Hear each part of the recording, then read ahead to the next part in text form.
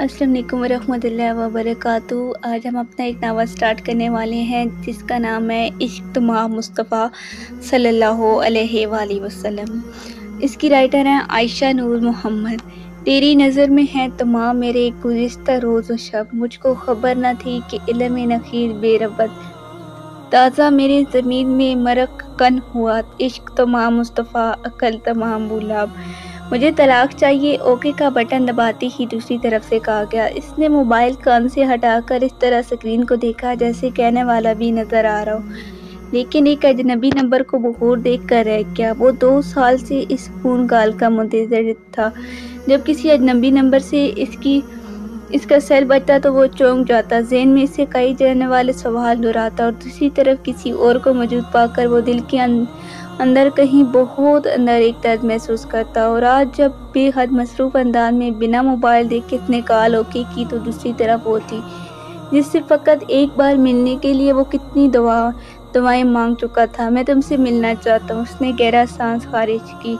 क्यों? आवाज़ में हैरत आ रही। मिले बगैर हमारे बीच सब कैसे होगा? इसने लफ्ज़ तलाक ना कहा। फ़ोन पर दूसरी तरफ इत्मीनान से मशवरा दिया गया, लेकिन मैं तुमसे मिलना चाहता हूँ। मगर क्यों और क्या?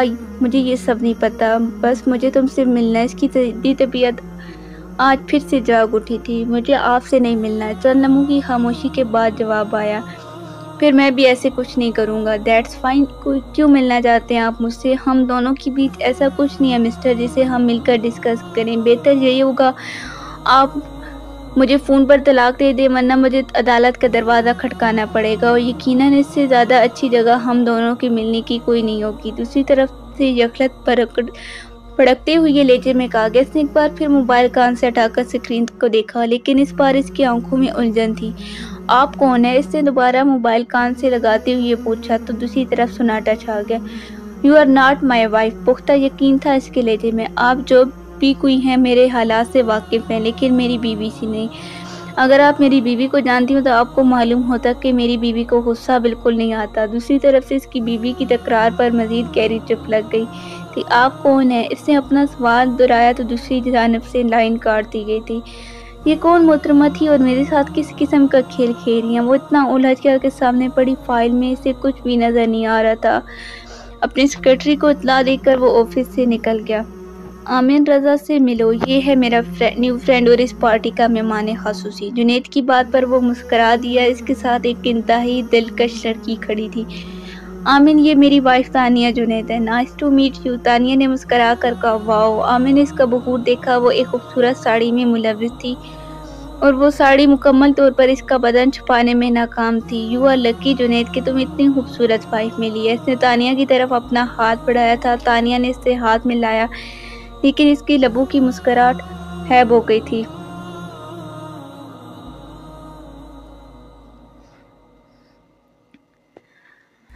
तुम लोग बातें करो, मैं ज़रा और मेहमानों को देख लूं। जुनैद ने मुस्कुरा कर कहा। शादीशुदा ख़वातीन के साथ यही मसला होता है कि इनसे सिर्फ बातें की जाती हैं। इसका अंदाज़ा नहायत ही बेबाक था।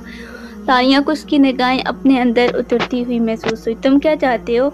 जुनैद मुस्कुरा दी और तानिया को महसूस हुआ कि आमिन की नज़रें इतनी खाली इतनी है जितनी जुनैद की मुस्कुराहट। क्या ये मेरे गाल पे किस कर सकती हैं? अगर इस लम्हे वो तानिया मुराद होती तो उसके गाल पर थप्पड़ दे मारती, लेकिन तानिया जुनैद बनने के बाद ऐसा बेहुदा गुफ्तगू पर मुस्कुराना पड़ता था क्योंकि ये इसके शोर का हुक्म था। तुम्हारा स्टेटस ऑफ ह्यूमर बहुत अच्छा है, जुनैद ने कहका लगाते हुए कहा। इसकी तारीफ की। तुम्हारा सेंस ऑफ ह्यूमर का बहुत अच्छा है, जुनैद ने कहका लगाते हुए इसकी तारीफ की। सेंस ऑफ ह्यूमर यानी मजाक ही है। कितना बेहतरीन नाम दिया। जुनैद ने बदबूदार कचड़े में लिपटी हुई बात को वो सोच कर रह गई। जुनैद आगे बढ़ गया और वो वहीं खड़ी रह गई क्योंकि आमिर रज़ा आज इसकी पार्टी का मेहमान ख़ुसूसी था और बहुत बड़ी इंटरनेशनल कंपनी का मालिक भी। इनका बिजनेस पाकिस्तान के अलावा कई ममालिक में था और जुनैद चाहता था कि आमिर रज़ा इसके साथ काम करे। सो अब अपनी बेहतरीन कंपनी तानिया जुनैद को आमिर रज़ा को देनी थी। हेलो मोहतरमा, कहाँ गुम है? आमिर ने इसके आगे हाथ लहराया तो वो चौंकी। आमिर ने पास से गुजरते वेटर को इशारे से रोका और गिलास उठा लिया। جبکہ اس نے جوس لیا اور وہ غلیظ چیز کو پینے کے لیے خود کو آج تک نہیں تیار کر پائی تھی۔ گھر سیٹ کر لیا آپ نے؟ فی الحال تو آپ اپنے آنٹی انکل کے ساتھ ہی ہوں، کیلفٹم میں گھر ہے ان کا۔ اس نے ایک ہی گھونٹ میں گلاس خالی کر دیا۔ آمن رضا کیلفٹم میں؟ وہ چونکی کیوں؟ آمن رضا کیا کیلفٹم میں نہیں رہ سکتا؟ اس نے بھی چونک کر اسے دیکھا۔ آمن رضا، وہ بڑبڑاتی ہوئی قدم پیچھے ہٹی تھی۔ کیا ہوا؟ اس کی بدلتی کیفیت پر حیران ہوا تھا۔ شیلا ہاشم درانی کو جانتے ہیں آپ؟ اس نے یقین کے ساتھ پوچھا، جیسے وہ نفی میں سر ہلائے گا مگر وہ اثبات میں سر ہلاتے ہوئے چونکا۔ آپ کیسے جانتی ہے میری خالہ کو؟ اس نے پوچھا اور ثانیہ کو اپنے روم سے پسینہ پھوٹتا ہوا محسوس ہوا۔ اسے لگ رہا تھا جیسے اس گھر کی عمارت دھماکے سے اس کے سر پہ آ گئی، اور اس نے اتنی نفرت اپنے آپ سے کبھی نہیں کی تھی جتنی اس وقت آمن رضا کو کمپنی دیتے ہوئے محسوس کر رہی تھی، کیونکہ اس کمپنی کو عرفہ عام میں مردوں کو رجھانا کہا جاتا ہے، اور اس وقت آمن رضا کو رجھانے کی کوشش کر رہی تھی جو درانی پلس کا مکین تھا۔ میں ابھی آتی ہوں۔ اس نے آنکھوں میں آئی نمی کے بیس پلکیں چپکائی تھی۔ ہیلو آمن۔ اس سے پہلے کہ وہ قدم آگے بڑھاتی ایک لڑکی آ کر آمن سے لپٹ گئی۔ ہیلو روشی۔ وہ دونوں گلے لگی ہوئی تھے۔ آمن کا گال روشی کے گال سے ٹچ ہو رہا تھا اور آمن کی انگلیاں اس کے کمر پہ رینگ رہی تھی۔ وائٹ رنگ کی میکسی جو نیچے سے تو ایڑیوں میں آ رہی تھی لیکن آستینوں کے ساتھ کمر کا کپڑا بھی غائب تھا۔ روشی بہت خوبصورت لگ رہی تھی۔ وہ آگے بڑھ گئی۔ اگلے چند منٹ بعد وہ دونوں ڈانس کرنے والے پیئرز میں شامل تھے۔ تانیہ جنید آ کر اس کے سر پہ دبی آواز میں دھاڑا تو اس نے چونک کر سر اٹھایا۔ میں نے تم سے کہا تھا کہ آمن کو اچھی طرح کمپنی دینا، پھر تم یہاں کھڑی کیا کر رہی ہو؟ روشی کو دیکھو کیسے اس کے گلے کا ہار بنی ہوئی ہے۔ وہ ایک دوسرے کو پہلے سے جانتے ہیں تو تم بھی جان پہچان بڑھاؤ نا، اس نے غصے سے کہا تو وہ لب بھینچ کے رہ گئی۔ وہ اب آمن رضا کا سامنا بھی نہیں کرنا چاہتی تھی لیکن اس کے شور کا ڈر تھا۔ وہ دھیرے دھیرے قدم اٹھاتی آمن رضا کی طرف آ گئی۔ ارے تانیہ، آپ نے بتایا نہیں، آپ کیسے جانتی ہیں میری آنٹی انکل کو؟ اسے سامنے پا کر آمن رضا نے ایک بار پھر پوچھا۔ روشی اب اس کے بازو میں بازو ڈالے شراب پینے میں مگن تھی۔ وہ ان دونوں کے سامنے پڑی کرسی پر بیٹھ گئی۔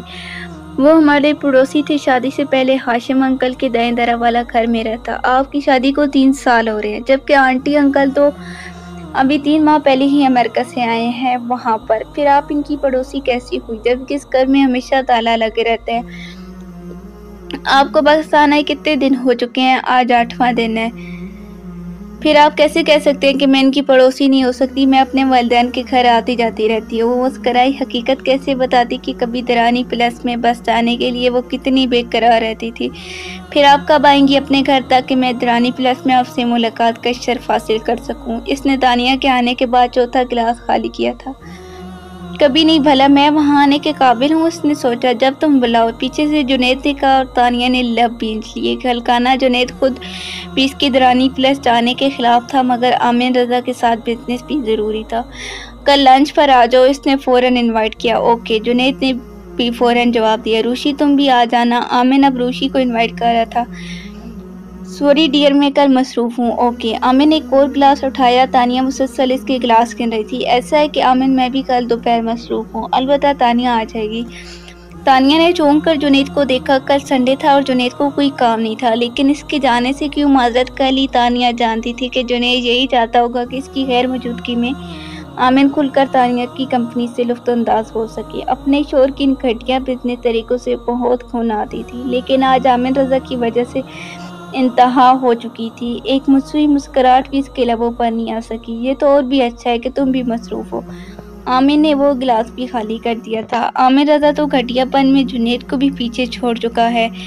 اس کا دل تڑپا تو آنکھیں بھیگ گئی۔ میں چلتی ہوں، مجھے کچھ کام تھا۔ جنید نے انوائٹ کیا تو میں آ گئی۔ روشی یکدم کھڑی ہو گئی۔ میں بھی چلتا ہوں، تمہارے بعد میرے لیے اس پارٹی میں کوئی چارم نہیں ہے۔ وہ بھی اٹھ کھڑا ہوا۔ اوکے تانیہ، کل ملاقات ہوگی، وہ براہ راست تانیہ سے بولا اور پلٹ گیا۔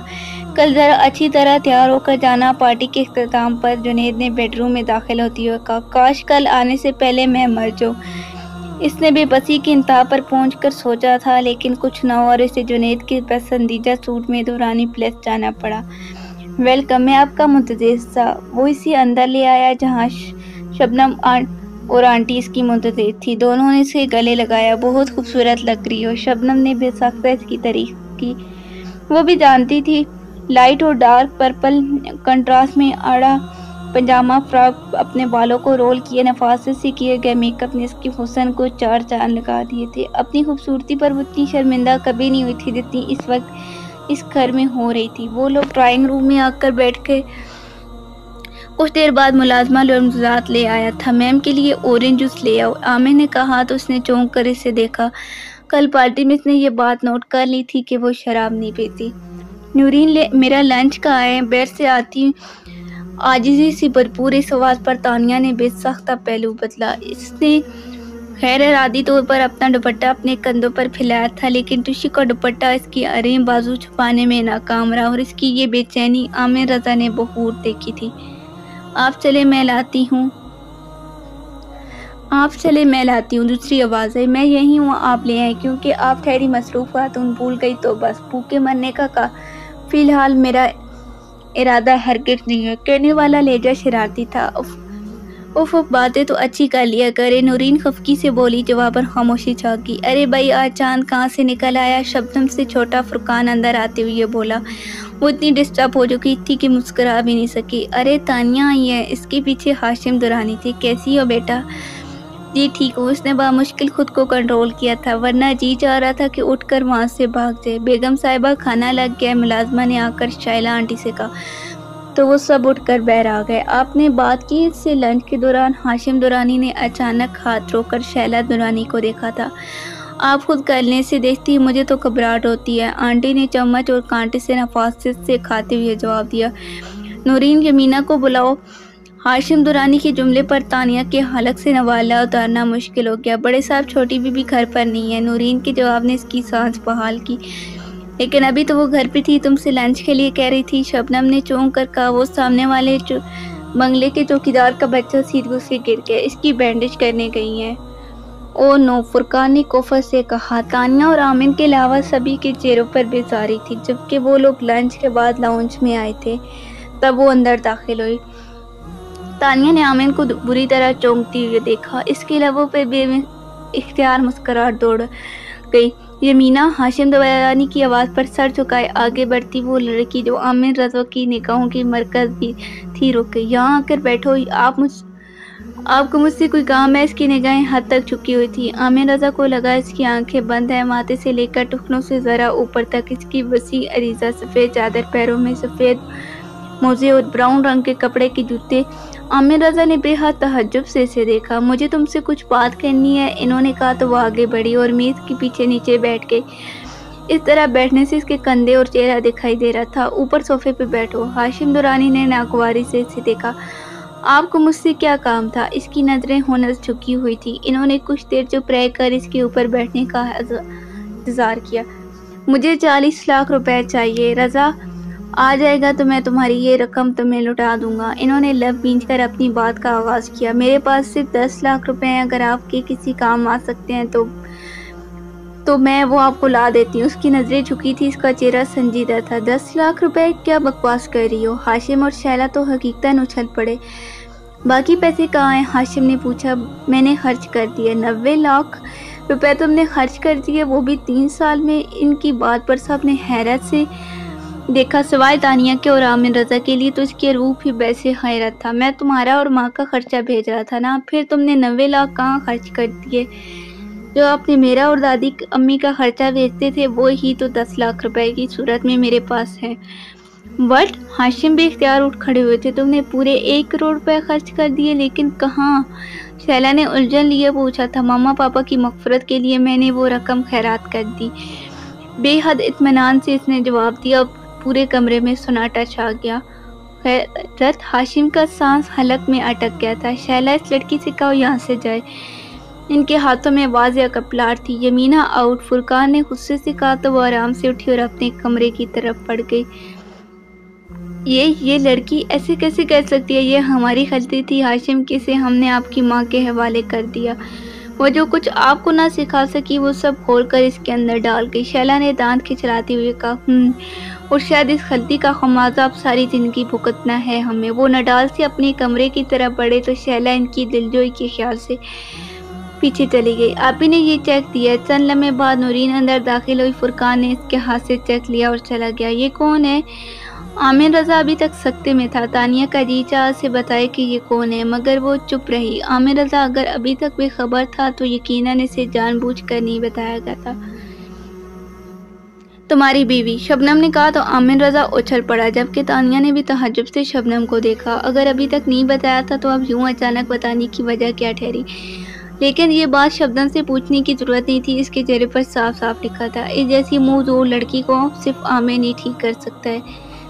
क्या कह रही हो शबनम? वो हैरत से देखते हुए बोला। छोटी उम्र में तुम दोनों का निकाह हो गया था, बचपन में निकाह, मगर वो क्यों?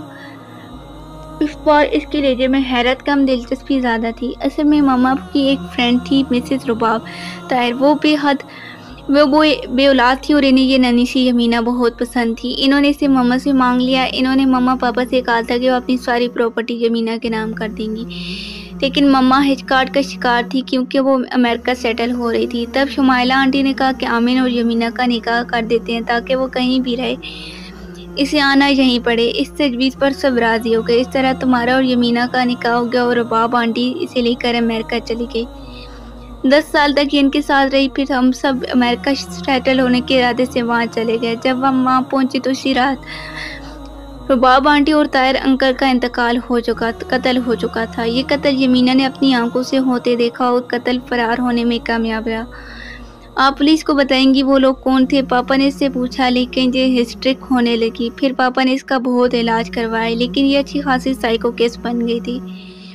डॉक्टर का कहना था इस पर खास तवज्जो दीजिए, लेकिन इस वक्त मामा पापा स्टेब्लिश होने की कोशिश कर रहे थे। इनके पास तो बिल्कुल वक्त नहीं था। दादी अम्मा को पता चला कि यमीना की यह हालत हो चुकी है, अब वो स्कूल भी नहीं जा सकती है, तो वहाँ भी अजीब बिहेव कर रही है। तो दादी अम्मा ने पापा से कहा कि इसे पाकिस्तान भेज दें। तब मामा पापा ने इसे पाकिस्तान दादी अम्मा के पास भेज दिया।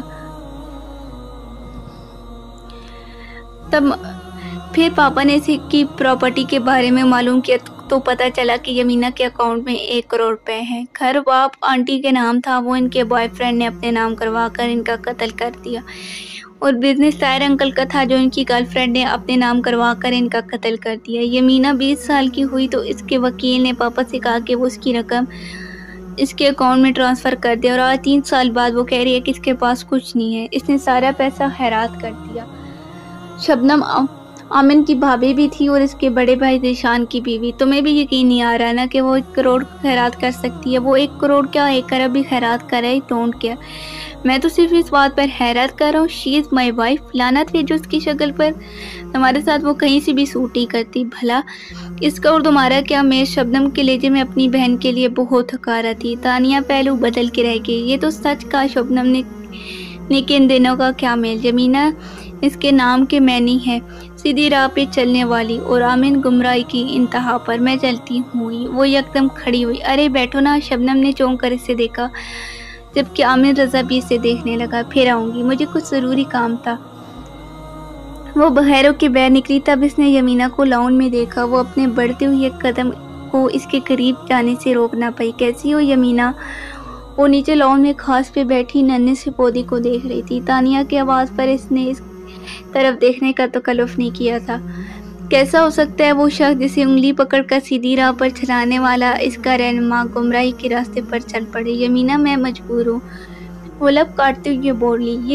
ये बहुत बेहुदा दलील है। इसके कहने पर तानिया यकदम रोने लगी। अगर मैं एक दिन जुनैद की बात ना मानूं तो वो सज़ा के तौर पर कई दिन के लिए मेरा बेटा मुझसे छीन लेता है। जुनैद बेटा छीन लेता है इसलिए गुनाह करती हैं। गुनाह करती ये खौफ नहीं आता कि अल्लाह सुल्ज़ला ने छीन लिया तो क्या करेंगी? यमीना वो घुटनों के बल बैठ के दोनों हाथों से चेहरा छुपाकर बुरी तरह रोने लगी। आप मेरे सामने मत आया करें, कुछ कीजिए, मुझे शर्म आती है ऐसे शख्स को देखकर जिसके दिल में अपने जैसा एक इंसान का खौफ इस कदर है कि वो अपने रब से दूर हो गया। अल्लाह जुल जलाल के आगे भी ये दलील पेश करेंगी कि आप मजबूर थी। क्या मजबूरी थी? इश्क की जो आपको जुनैद से हुआ, गुनाहों से लथड़े इस शख्स को आप पहले से जानती थी। आपका दावा था आप इसे बदल लेंगी। इसमें क्या आपकी मजबूरी थी? हो जाती हैं औरतें, मजबूर हो जाती हैं। वो यकदम चीखी तो यमीना ने तहस्सुब भरी नज़र इस पर डाली, फिर पौधे को देखने लगी। तुम भी यमीना मेरी जैसी ज़िंदगी जीने वाली हो। आमिर रज़ा जुनैद से ज़्यादा गुमराह है, वो जुनैद से ज़्यादा बदकिरदार भी है, घटियापन में वो जुनैद से 10 कदम आगे है, वो शराबी है, जुआरी है, वो बहुत बुरा है, बहुत बुरा।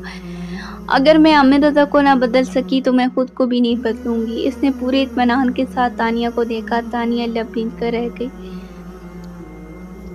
मैं दुआ करूंगी ऐसा ही हो हल्का ना, ऐसा होना बहुत मुश्किल है, और मैं चाहूंगी कि आप सिर्फ अपने लिए दुआ करें। अल्लाह जुल जलाल आपको मजीद इस रास्ते पर ना चलाए। कहकर इसने अपना रुख दोबारा इस पौधे की तरफ कर लिया। तानिया लंबे भर वहां खड़ी रही, फिर पलटी तो वो दम खुद रह गई। आमिर रज़ा इसके पीछे खड़ा था और पता नहीं कब से खड़ा था। वो इसे नजरअंदाज करती आगे बढ़ गई थी। यमीना, आमिर की आवाज पर वो चौंक कर पलटी, फिर खड़ी हो गई। आपको पता है, यू आर माई वाइफ। वो अभी तक हैरान था, इसने इस बात में सर हिलाया। अमेजिंग यार, जिस लड़की को मैं आज पहली बार देख रहा हूँ वो मेरी बीवी है। वो हल्के से हंसा, फिर इसके बहूर देखने लगा, लेकिन देखने के लिए था ही क्या सवाए चादर के, सफेद चादर जिस पर रेशम से कहीं कहीं गुलाब के फूल बने हुए थी। इसकी नजरें झुकी हुई थी, इसके बावजूद आमिर रज़ा की नजरें से अपने अंदर उतरती हुई महसूस हो रही थी। और मुझे यकीन है आप इसको रिश्ते को निभाने के लिए बजाय ख़त्म करने को तरजीह देंगी। इसकी आवाज़ धीमी थी, इसके लहजे में बेपनाह इत्मीनान था। आपको इस बात का यकीन क्यों है? वो मुस्करा दिया। हम दोनों में कुछ भी मुश्तरका नहीं है, हम दोनों साथ नहीं रह सकते, ये बात है। फिर हमें वक्त ज़ाया करने के बजाय अपनी अपनी मंजिल का सफ़र जारी रखना चाहिए, और हमारी मंजिल क्या है वल्लाह आलम। कहकर वो आगे बढ़ की, जबकि वो पीछे खड़ा से देखता रहा। फिर काफ़ी दिन गुजर गए। पहले भी कोई यमीना से बात नहीं करता था, इसका नाम नहीं लेता था, अब कोई इसकी शक्ल देखना भी पसंद नहीं करता था। आमिर रज़ा की फैमिली भी आ गई थी। आमिर ने जुनैद से तानिया का घर खरीद लिया था। आमिर की बहन तरन्नुम फुरकान की वाइफ थी। मेरा ख्याल से हमें अब आमिर और यमीना की शादी की तैयारी कर लेनी चाहिए। दिलशान और तरन्नुम को अपने घर में आबाद खुश देखकर महीने भर में रज़ा उस्मान को अपने सबसे ज़्यादा लाडले बेटे का ख्याल आया था। ये मरहला सबसे मुश्किल था। इन्होंने यमीना को एक ही बार देखा था, अगर गौर करते इस पर तो यकीनन ये ना कहते।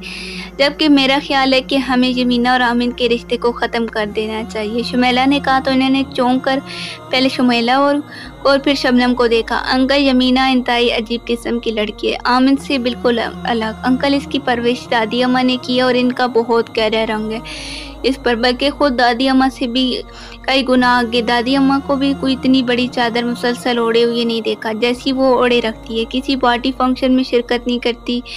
हल्काना, मुझे अच्छी तरह याद है दादी अम्मा हमारी सालगिरह वगैरह में शिरकत कर लेती थी, लेकिन इसने मुझे बताया था कि वो डॉक्टर है। इन्होंने शबनम की बात काटी थी। डॉक्टर होने का ये मतलब नहीं है कि इसका दिमाग नहीं फिर सकता। शुमैला जल कर बोली। आमिर जानते हैं इसे, देखा है इसने यमीना को देख चुका है और इंटरेस्ट भी ले रहा है इसमें। रेली, हैरत से इन्होंने शबनम को देखा। आप खुद बात कीजिए अंकल, वो इसकी पीछे वक्त बर्बाद कर रहा है। ऐसा करो तुम आमिर को मेरे रूम में भेजो। वो खुद उठकर अपने कमरे की तरफ बढ़ गए। कुछ देर बाद वो उनके रूम में था। पापा, आपने मुझे बुलाया? हाँ आओ। वो सोफे पर बैठे हुए थे, उनके करीब दूसरे सोफे पर बैठ गया। शबनम ने बताया कि तुम यमीना में इंटरेस्ट ले रहे हो। अजीब लड़की है वो पापा, सामने वाला ना भी चाहे तब भी इसमें इंटरेस्ट लेगा। इसके लबों पे आने वाली मुस्कुराहट बेसाख्ता था। वो लड़की तुमसे अलग है, बल्कि बहुत अलग है। कैसे गुजारा होगा इसके साथ? शबनम ने मुझे बताया कि वो अपनी सारी प्रॉपर्टी खैरात कर चुकी है और खाला से ज़्यादा बैकवर्ड है। तो फिर तुम कैसे इसमें इस हद तक इंटरेस्ट ले सकते हो? शादी ने बहाने की बातें करो, इन्होंने उलझती हुई लहजे में पूछा तो वो खिलखिलाकर हंस पड़ा। डोंट वरी पापा, मैं इसे सीधा कर दूंगा, कहीं वो तुम्हें सीधा ना करती। इनकी लबों से निकलने वाले इस जुमले ने इसकी पेशानी पर इनकंत मार डाले। तानिया से मिले हैं ना आप?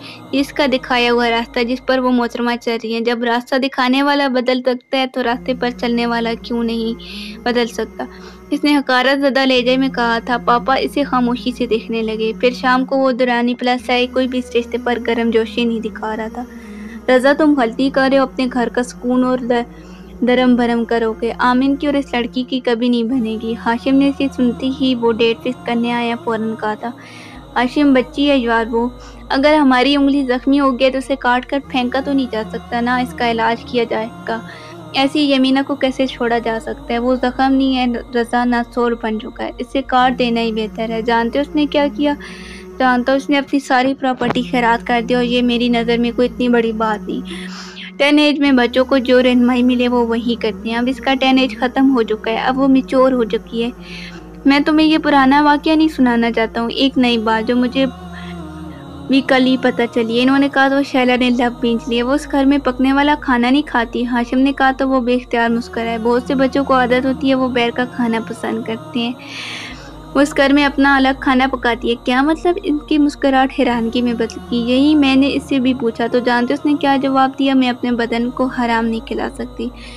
सुन रहे हो रज़ा, मेरी कमाई हराम है जो वो अपने बदन को नहीं खिला सकती। हाशिम के कहने पर रज़ा ने लब भींच लिए। तुमने पूछा नहीं ब्लड्स में हराम होने में हराम क्या? तुम क्या समझते हो? मैंने नहीं पूछा होगा। वो तल्ख हुई है। फिर क्या जवाब दिया इसने? आप सूद लेते हैं, सूद हराम है। अब तुम कहो मैं क्या कहता? हाशिम ने इन्हें देखा। तुम्हें कहना चाहिए था कि अब जब डॉक्टर बन गई है तब इस बात का ख्याल आ रहा है। बचपन से लेकर तुमने इस पर अब तक जो खर्च किया तब से इसे ख्याल नहीं आया ये हराम कमाई है। इन्हें यकदम गुस्सा आया तो वो उनके दोनों के लब भींच गए।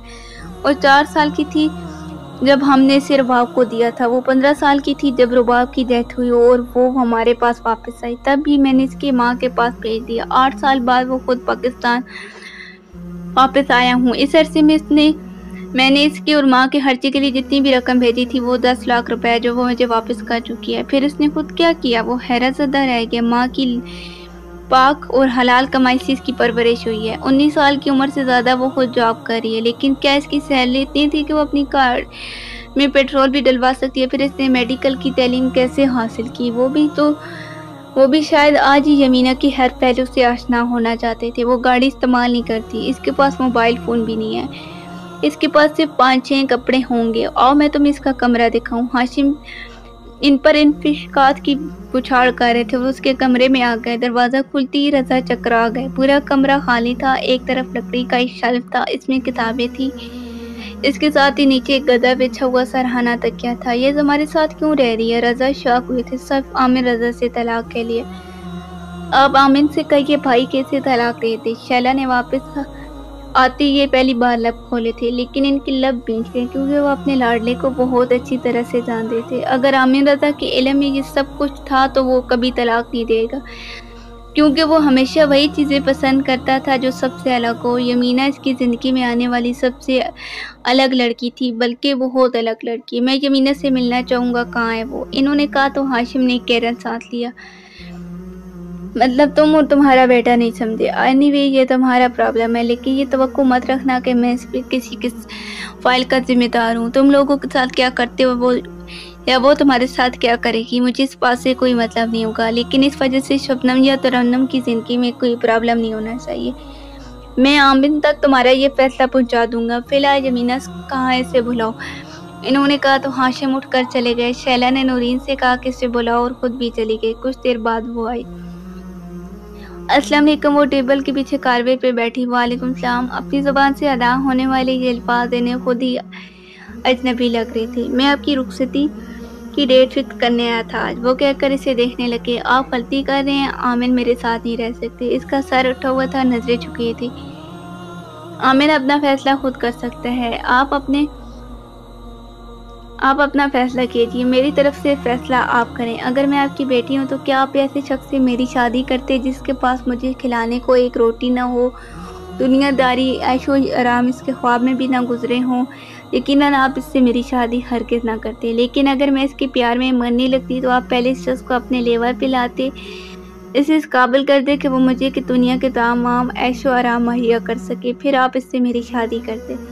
और बहुत धीमी आवाज़ में इनसे मुखातिब की इसकी भूने चादर में थी। इसकी आंखों का क्या रंग था वो नहीं देख सके, लेकिन एक चीज़ जिसे देखने के लिए किसी मुशक्क़त की ज़रूरत नहीं थी, वो था इसका इत्मीनान, इसका चेहरे पर फैला सुकून। मैं तुम्हारा मतलब नहीं समझा। वो उलझे थे। मैंने आपको आपके तरीके से ये समझाने की कोशिश की है कि आपका बेटा मेरे लेवल की चीज़ नहीं है। या तो आप इसे मेरे लेवल पे ले आएँ या फिर इसका निकाह ख़त्म कर दें। इसके दो टुके अंदाज पर इन्होंने बेख्तियार पहलू बदला। अगर मैं कहूँ कि मैं दोनों में से कोई काम नहीं कर सकता, फिर इनके कहने पर वो चुप रही। ओके, मैं कोशिश करूँगा आप आमिर के साथ खुश रहें। तवील खामोशी से उकता कर वो खड़ी हुई है। दुआओं के बगैर कोशिश कभी कामयाब नहीं होती, कहकर वो उनसे पहले बाहर निकल गई और वो सुन खड़े रह गए। दुआएं तो शायद इन्होंने कभी मांगी नहीं थी और मांगने की ज़रूरत भी नहीं थी। इन्हें बिन मांगे सब कुछ मिल रहा था, इसलिए वो भूल गए थे कि اللہ ذوالجلال سے دعا مانگنے کے لیے کسی ضرورت کا ہونا ضروری نہیں،